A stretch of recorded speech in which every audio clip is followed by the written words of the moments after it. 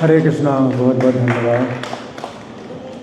तो यहाँ पर प्रहलाद महाराज जो अपनी भावना प्रकट कर रहे हैं तो बड़ी गहरी भावना है और बहुत कृतज्ञता है और बहुत विनम्रता भी है।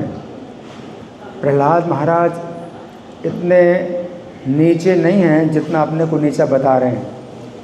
प्रहलाद महाराज तो अपने को बहुत नीचा बतला रहे हैं।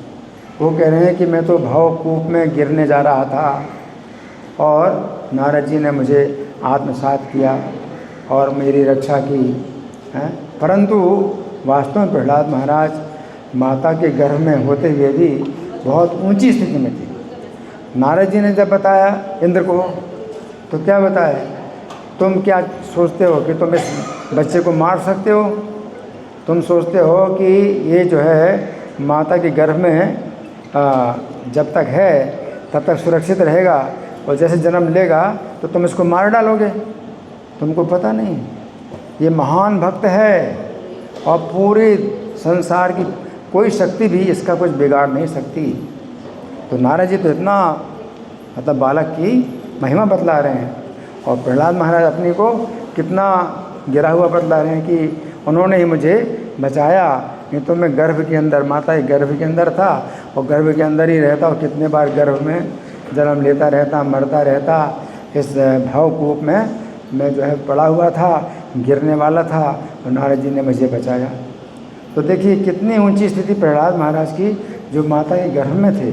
और नारद जी जो सुना रहे थे तो वो भी जानते थे कि वो किसको सुना रहे हैं।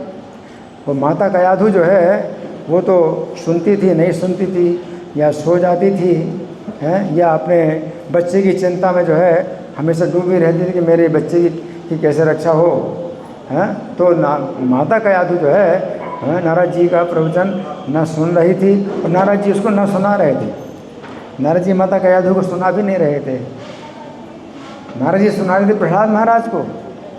तो गर्भ के अंदर प्रहलाद महाराज सुन रहे हैं, वो नारद जी जान रहे हैं और प्रहलाद महाराज सुन रहे हैं नारद जी के द्वारा। और प्रहलाद महाराज इतनी ऊंची स्थिति में थे कि नारद जी कहते हैं कि संसार की कोई शक्ति इसका कुछ बिगाड़ नहीं सकती। इसका मतलब है कि प्रहलाद महाराज गर्भ के अंदर भी जब नारद जी ने कयाधु को अपने आश्रम में लाए तो उसके पहले भी प्रहलाद महाराज भगवान का स्मरण कर ही रहे थे, भगवान का स्मरण कर रहे थे। तभी तो नारद जी ने कहा कि इस बालक का जो है संसार की कोई शक्ति जो है इसका कुछ भी अनिष्ट नहीं कर सकती। तो प्रहलाद जी इतनी ऊंची स्थिति में, लेकिन अपने को कितना नीचा बता रहे हैं। तो भगवान को जो है दैन्य प्रिय है, दीनता प्रिय है ना। तो जब आप दीनता के साथ भगवान के सामने आते हैं, पेश करते हैं अपनी दीनता, तो भगवान प्रसन्न होते हैं। और प्रहलाद महाराज की दीनता जो है इतनी ज़्यादा है। तो जिस तरह से प्रहलाद महाराज नारद जी के लिए कह रहे हैं कि मैं उनकी सेवा कैसे त्याग सकता हूँ, तो साक्षात भगवान उनको प्राप्त हो गए, लेकिन तो अभी प्रहलाद महाराज जो है कह रहे हैं कि मैं उनकी सेवा कैसे त्याग सकता हूँ और आपसे कोई वर मांगूँ, कोई बड़ा जो है ऊंचा पद मांगूँ, नहीं मैं तो बहुत नीचा और उनका ही जो है मैं उनसे हमेशा नीचा रहना चाहता हूँ, उनकी सेवा में रहना चाहता हूँ। तो हम लोग रोज़ गाते भी हैं, चक्षुदान दिलो जयी जन्म जन्म प्रभु से ही।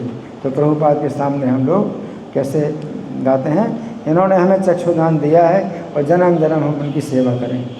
तो आप इस्कॉन में रहो जन्म जन्म, अगर जन्म भी लोगे क्योंकि हो सकता है आप वैकुंठ जाने लायक नहीं हो, हम लोग वैकुंठ जाने लायक नहीं हैं। अभी कौन कह सकता है कि इस जीवन के बाद सीधे वैकुंठ जाएंगे। अगर नहीं जाएंगे वैकुंठ तो वे इस्कॉन में रहें, इस्कॉन में जन्म जन्म प्रभु से ही है ना। और इस्कॉन के गर्भ में, आप इस्कॉन के गर्भ में हैं, जैसे प्रहलाद महाराज माता के गर्भ में थे, आप लोग इस्कॉन के गर्भ में हैं और प्रभुपाद की आवाज़ सुन रहे हैं। वो प्रभुपाद बाहर हैं, गर्भ से बाहर हैं। प्रहलाद महाराज माता के गर्भ में हैं, तो प्रहलाद महाराज नारद जी को नहीं देख रहे हैं, लेकिन नारद जी की आवाज़ सुन रहे हैं। उसी प्रकार से आप लोग भी इस्कॉन के गर्भ के अंदर हैं और प्रभुपाद की आवाज़ सुन रहे हैं। प्रभुपाद बाहर हैं बाहर से प्रभुपाद की आवाज़ सुन रहे हैं।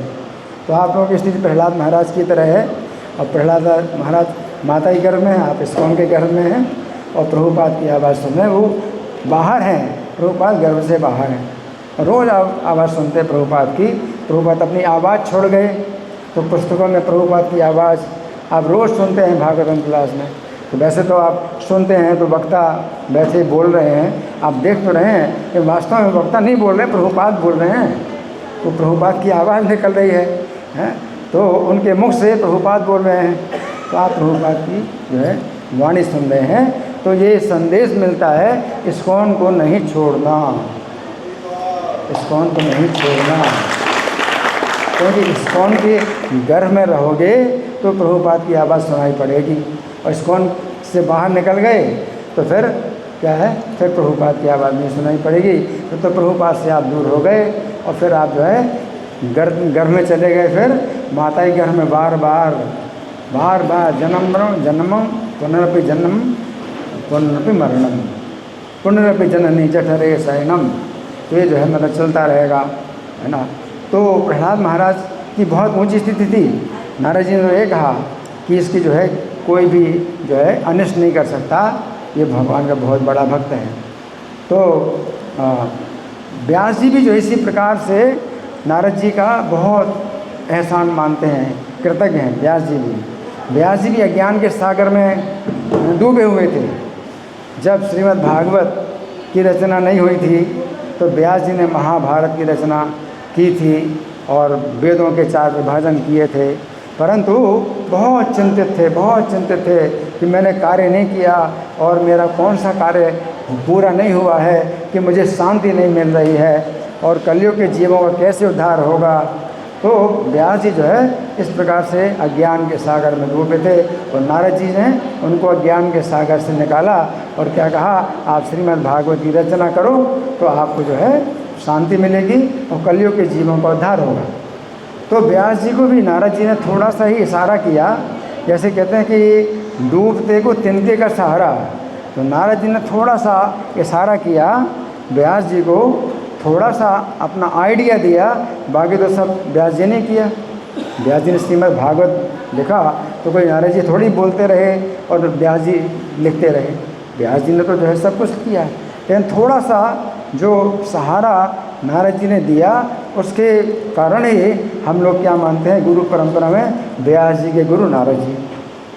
कोई ऐसा थोड़ी है कि नारद जी ने जो है उनको बहुत लंबी शिक्षा दी और बहुत लंबा जो है उन्होंने उपदेश दिया, नहीं। व्यास जी तो सब जानते हैं कि बस थोड़ा सा इशारा किया, उसी में ही जो है व्यास जी अपने को जो है कृतार्थ मानते हैं और कृतज्ञता प्रकट करते हैं नारद जी के प्रति। उसी प्रकार प्रहलाद महाराज भी स्मरण भक्ति में तो बहुत आगे बढ़े हुए थे, तो अभी जब नारद जी के द्वारा भगवान का संदेश सुन रहे हैं तो श्रवण करने से उनको और जीवन प्राप्त हुआ। माता के गर्भ में भी भगवान का स्मरण कर रहे हैं, रक्षा हो रही, परंतु नारद जी के द्वारा सुनते हैं तो उनको और नया जीवन प्राप्त हुआ। तो प्रहलाद महाराज नारद जी के भी बहुत कृतज्ञ हैं।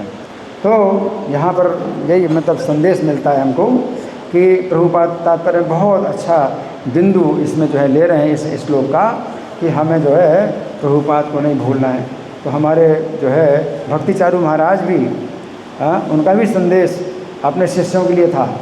तो उनका संदेश ये नहीं था कि भाई मेरे से जुड़ो, हमेशा मेरे से जुड़े रहो। भक्ति चारू महाराज कहते थे कि अपने शिष्यों को तुम कहीं भी रहो परंतु इस्कॉन और प्रभुपाद को ना छोड़ना, इस्कॉन को नहीं छोड़ना, प्रभुपाद को नहीं छोड़ना, है ना। तो हमारे जितने भी वर्तमान आचार्य हैं, गुरु हैं, तो वो जो यही शिक्षा देते हैं कि इस्कॉन में रहो और प्रभुपाद और इस्कॉन इनको नहीं छोड़ना। हरे कृष्ण।